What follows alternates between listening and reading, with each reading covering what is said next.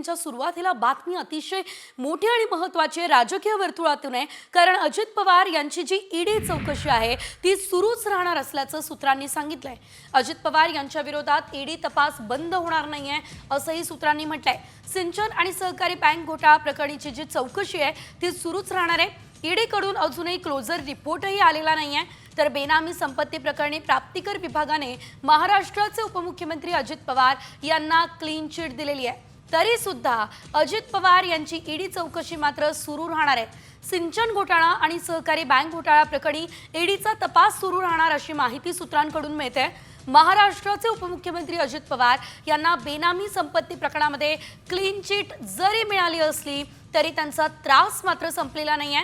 त्यांच्याशी संबंधित दोन राजकीयदृष्ट्या संवेदनशील प्रकरणांमध्ये आता जो ईडीचा तपास आहे, समांतर तपास, हा सुरूच राहणार आहे।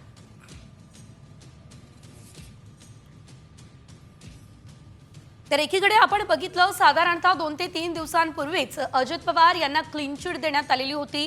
मात्र त्यानंतर जर आपण बघितलं तर सिंचन घोटाळा प्रकरणी आणि सहकारी बँक घोटाळा प्रकरणी जी चौकशी सुरू आहे, ईडी कडून ही चौकशी केली जाते आहे, ही चौकशी मात्र आता पुढे सुद्धा सुरू राहणार आहे असं कळत आहे। जरीही क्लीन चिट मिळालेली असली तरी सुद्धा ईडीची चौकशी मात्र सुरू राहणार असं सूत्रांनी म्हटलेलं आहे। त्यामुळे अजित पवार यांचा त्रास जो आहे तो तसा सुरूच राहणार आहे। एकंदरीत आपण जर बघितलं, विरोधकांनी सुद्धा अजित पवार यांच्यावरती मोठ्या प्रमाणात हल्लाबोल क्लीन चिटच्या प्रकरणावरून केलेला होता। या संदर्भातले अधिकचे अपडेट आमचे प्रतिनिधी सुनील काळे यांच्याकडून घेऊयात। सुनील, अजितदादांना एकीकडे क्लीन चिट देण्यात आली तर दुसरीकडे त्यांची चौकशी मात्र सुरू राहणार असल्याचं कळतंय, नेमकं काय प्रकरण आहे?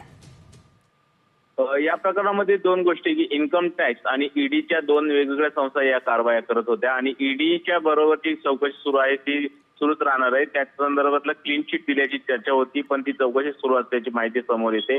पण दुसरीकडे आयकर विभागाने त्यांची संपत्ती जप्त केली, ती जवळपास 1000 कोटीची संपत्ती आहे, ती मात्र त्यातून त्यांना दिलासा मिळाला आहे। ती अटॅच केलेली संपत्ती त्यांना आता परत सोडवून घेता आलेली आहे। पण दुसरीकडे ईडीची जी संस्था आहे तिची कारवाई मात्र ती कायम असण्याची माहिती आपल्याला मिळत आहे। निश्चितच धन्यवाद सुनील दिलेल्या सर्व सविस्तर अपडेट्ससाठी। तर आपण बघू शकतोय, सिंचन आणि सहकारी बँक घोटाळा प्रकरणी ईडी कडून सुरू असलेली चौकशी अजितदादांची ही सुरूच राहणार आहे। मात्र जरी त्यांना क्लीन चिट मिळालेली असली तरी त्यांना चौकशीला सामोरं जावं लागणार आहे।